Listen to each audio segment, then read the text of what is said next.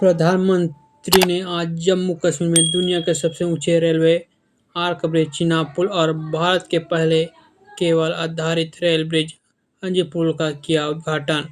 चिनाब पुल में भिलाई इस्पात संयंत्र के स्टील का भी हुआ इस्तेमाल। सर्वोच्च न्यायालय ने राष्ट्रीय परीक्षा बोर्ड को नीट पीजी 2025 की परीक्षा 3 अगस्त को एक पाली में आयोजित करने की अनुमति दी। बीजापुर जिले में 25 लाख रुपए का इनामी एक माओवादी नेता मारा गया। दंतेवाड़ा जिले में आज 7 माओवादी ने किया आत्मसमर्पण। और रायपुर के इंदिरा गांधी कृषि विश्वविद्यालय में 6 जून से शुरू हुआ 3 दिवसीय राष्ट्रीय आम महोत्सव। अब समाचार विस्तार से। प्रधानमंत्री नरेंद्र मोदी ने जम्मू कश्मीर में दुनिया के सबसे रेलवे आर्क ब्रिज चिनाब पुल और उधमपुर श्रीनगर बारामूला रेल लिंक पर भारत के पहले केबल आधारित रेल ब्रिज अंजी पुल का उद्घाटन किया।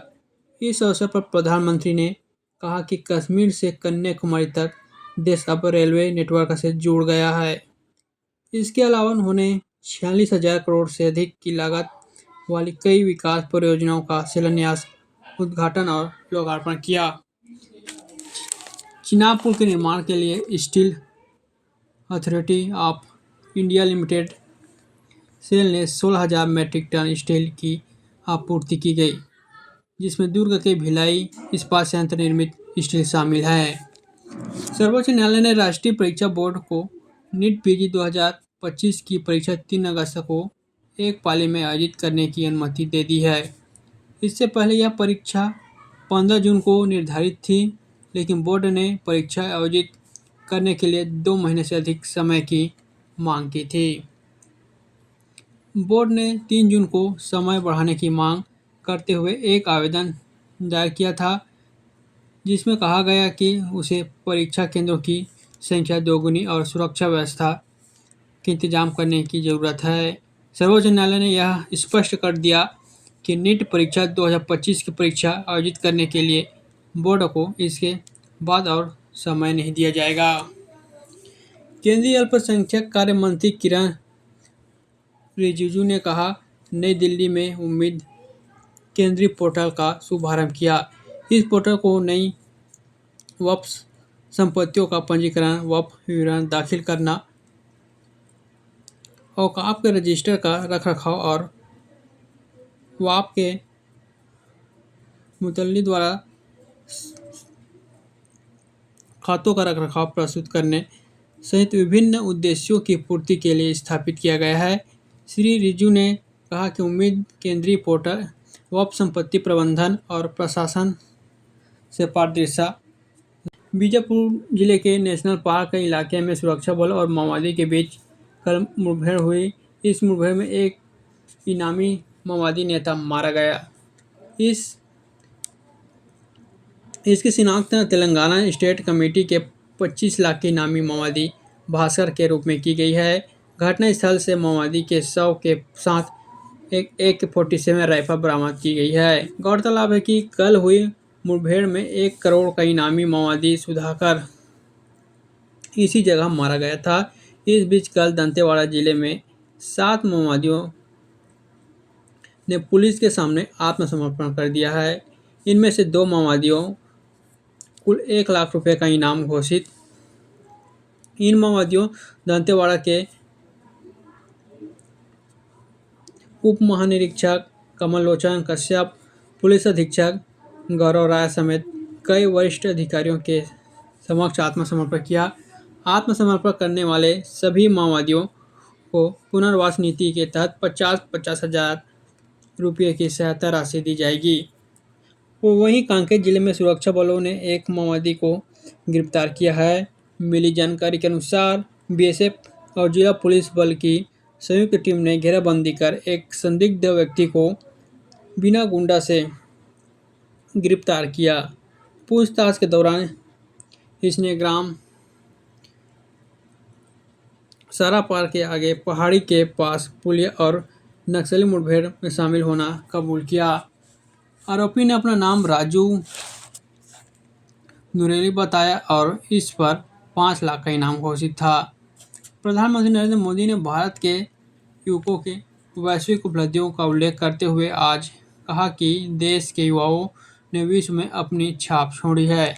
केंद्र में राष्ट्रीय जनतांत्रिक गठबंधन की रखरखाव के 11 वर्ष पूरे करने के अवसर पर श्री मोदी ने युवाओं को गतिशीलता, नवाचार और दृढ़ इच्छा शक्ति का प्रतीक बताया।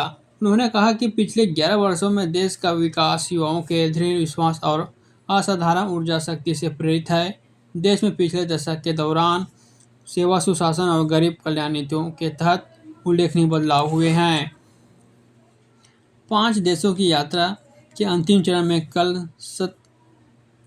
कांग्रेस सांसद शशि थरूर के नेतृत्व वाले प्रतिनिधिमंडल ने वाशिंगटन में उपराष्ट्रपति जे.डी. वेंस से मुलाकात की। बहुदलीय प्रतिनिधि मंडल की यात्रा की सफलता को लेकर श्री थरूर ने मीडिया को बताया कि प्रतिनिधिमंडल ने ऑपरेशन सिंदूर और इसकी अनिवार्यता के संदेश का प्रसार विभिन्न देशों में किया। इस बीच भाजपा के सांसद रविशंकर प्रसाद के नेतृत्व में सर्वदलीय प्रतिनिधि मंडल जर्मनी पहुंचा है। जर्मनी में भारत के राजदूत अजीत गुप्ते ने प्रतिनिधिमंडल का स्वागत किया। आतंकवाद के विरुद्ध भारत के कड़े रुख को संदेश ले जाने वाले 7 प्रतिनिधि मंडल से 5 प्रतिनिधिमंडल विभिन्न देशों की सफल यात्रा करने के बाद भारत लौट चुके हैं। राज्यपाल रमेन डेका ने मोहला मानपुर अंबागढ़ चौकी जिले के 10 टीबी मरीजों के लिए पौष्टिक आहार उपलब्ध कराने के लिए 60,000 की आर्थिक सहायता प्रदान की है। यह राशि उन्होंने स्वेच्छा अनुदान मद से दी है, जिससे मरीजों की स्वास्थ्य में सुधार लाने में मदद मिलेगी। और अब समाचार संक्षेप में। आज ईद उल अहा का पर्व छत्तीसगढ़ सहित देश भर में धार्मिक श्रद्धा के साथ मनाया जाएगा।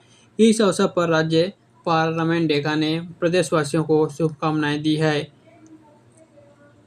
एंटी करप्शन ब्यूरो एसीबी की टीम ने कोंडागांव जिले में नायब तहसीलदार दिनेश सिंह ठाकुर को 15,000 रिश्वत लेते रंगे हाथों गिरफ्तार किया है। और महासमुंद पुलिस ने 2 अंतर्राज्यीय तस्करों को गिरफ्तार किया है।